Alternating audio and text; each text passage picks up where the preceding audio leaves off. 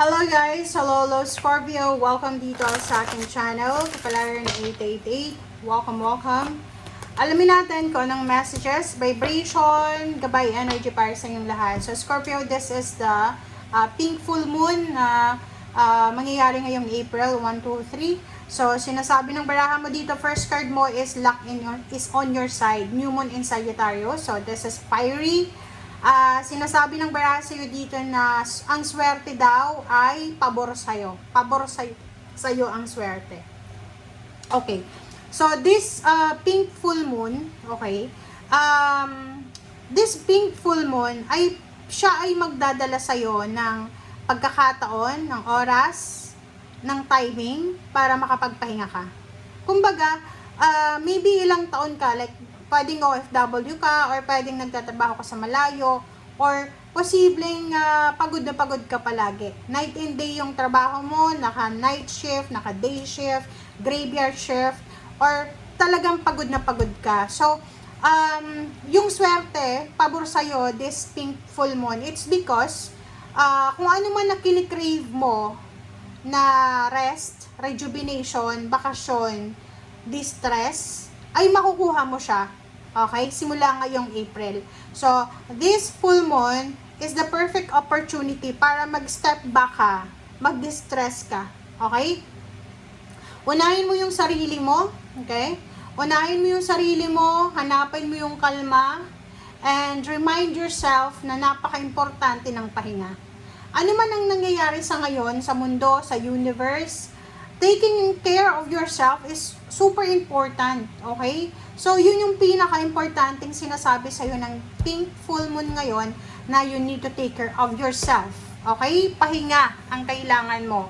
So, ibigay mo yan sa sarili mo, this pink full moon. Okay. Ano pa ba?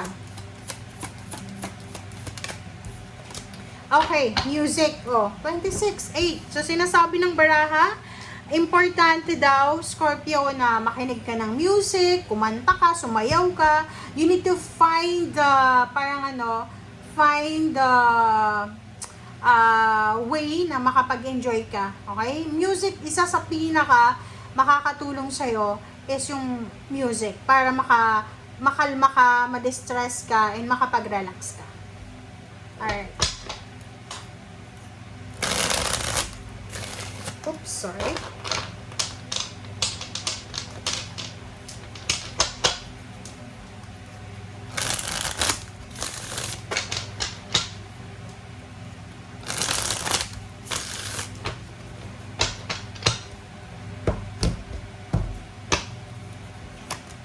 Okay, reverse the Four of Wands.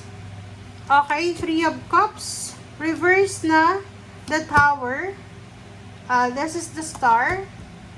And this is Two of Swords. And then Three of Swords.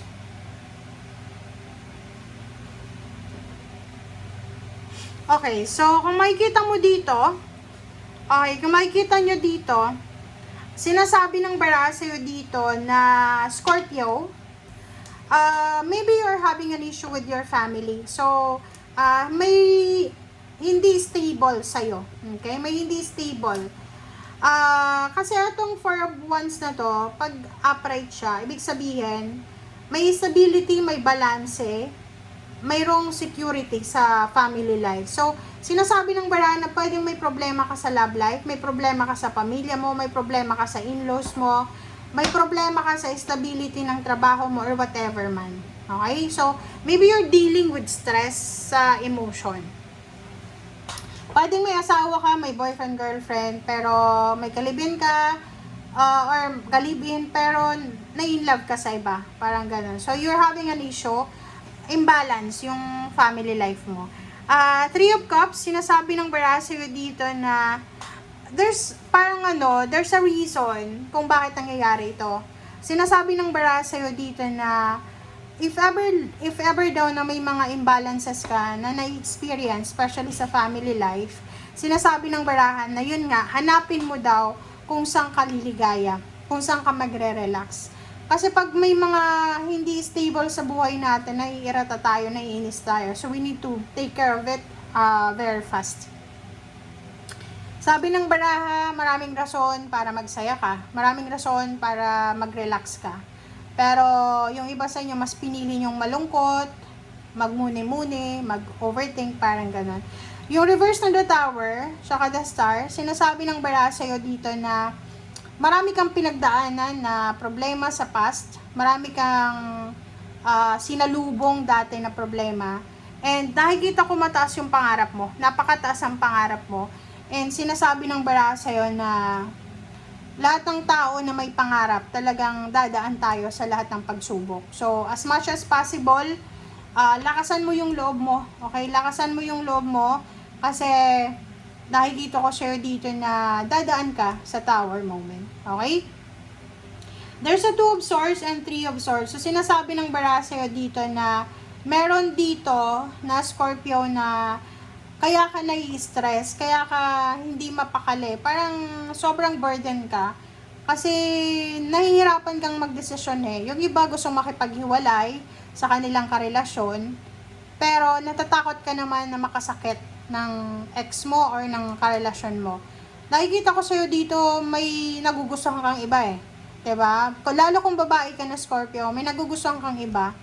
Ayaw mo na eh, yung kung anong nakikita mo sa ngayon, parang gusto mo nang kumalas. But nakikita ko sa'yo dito na hindi ka makapag-desisyon kasi pwedeng may anak ka or pwedeng kasal ka, parang ganun. There's a commitment. Kailangan mag-annulment or legal separation. So, pera yung kailangan. Kaya hindi ka makapaghiwalay. Pero kung hindi naman kayo kasal, is either anak yung rason kung bakit hindi ka nakikipagkalas. Alright, so let's check.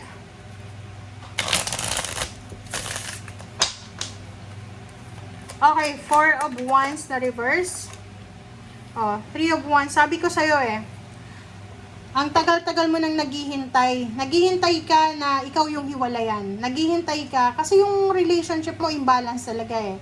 Maybe hindi ka na talaga in love sa karelasyon mo, or may third party ka na. Nakikita ko sa'yo dito nag-aantay ka eh. Maybe you're waiting for almost 3 years, 3 months, 3 weeks na makipaghiwalay sa'yo. Parang ikaw na yung gumagawa ng problema para makipaghiwalay sa'yo. Pero nakikita ko you're still waiting. Or pwedeng ikaw, naghihintay ka 3 years pa and then makikipaghiwalay ka na.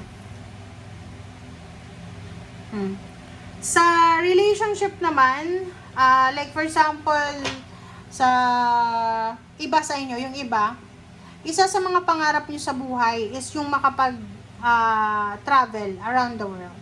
Isa sa mga pinapangarap nyo is makaalis ng Pilipinas. Pero kung nasa ibang bansa ka na, nakikita ko na you're still not contented. Wala ka pa rin contentment na nararamdaman.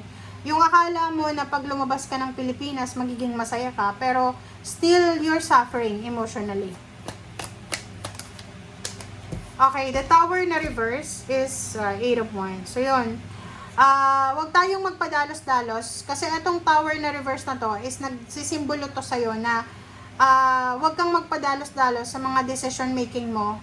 And sinasabi ng baraha, pag-isipan mong mabuti. Lalo na yung pagta-travel, paglilipat ng bahay, pagre-resign, paglilipat ng trabaho, pakikipagrelasyon sa iba, pakikipaghiwalay, mag-iingat ka, you need to think it very well, okay? Pag-isipan mong mabuti kasi sinasabi ng baraha sa'yo na pwede kang magkamali, pwede mong pagsisihan yan sa bandang huli. Okay, reverse na 5 of Wands, okay, yun. So, sinasabi ng baraha sa'yo dito na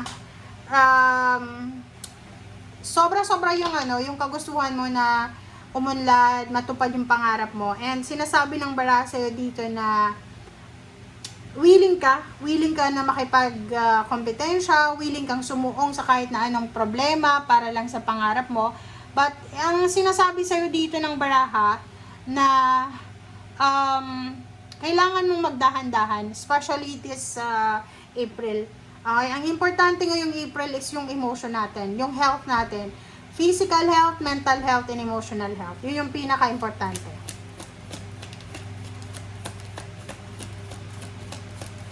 Sabi ng baraha sa'yo, you need to analyze the situation. Kasi minsan, hindi panahon, hindi pa perfect timing yung plano mo. Okay? Reverse na Queen of Wands. So, yun, di ba? Parang nakikita ko sa'yo. Ito kasi, this is freedom. So, sinasabi ng bara sa'yo, hindi ka mapakali, hindi ka mapalagay, or hindi mo alam kung itutuloy mo ba yung pakikipaghiwalay, or hindi mo alam kung gagawin mo ba siya. Kasi gusto mo ng freedom eh.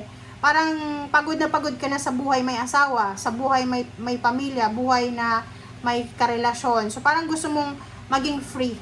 So, kaso lang, hindi ka masyadong makapag-desisyon ngayong Abril na to.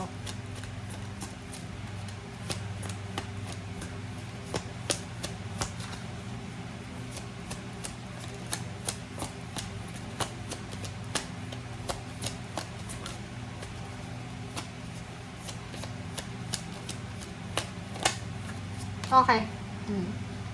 Trabaho. Nakikita ko sa'yo dito, yun, parang nakikita ko na posibleng magkakaroon ka ng problema sa trabaho mo or sa company na pinagtatrabahuan mo or pwedeng yung employer mo. Sinasabi ng barahan na yun, pwedeng heartbroken ka, it's because nawalan ka ng trabaho. Pwedeng nag-ask ka ng salary increase or higher position pero hindi binigay sa'yo. So, yun ang nakikita natin na medyo isa sa mga rason kung bakit ka nasasaktan. Okay? Thank you guys. Bye!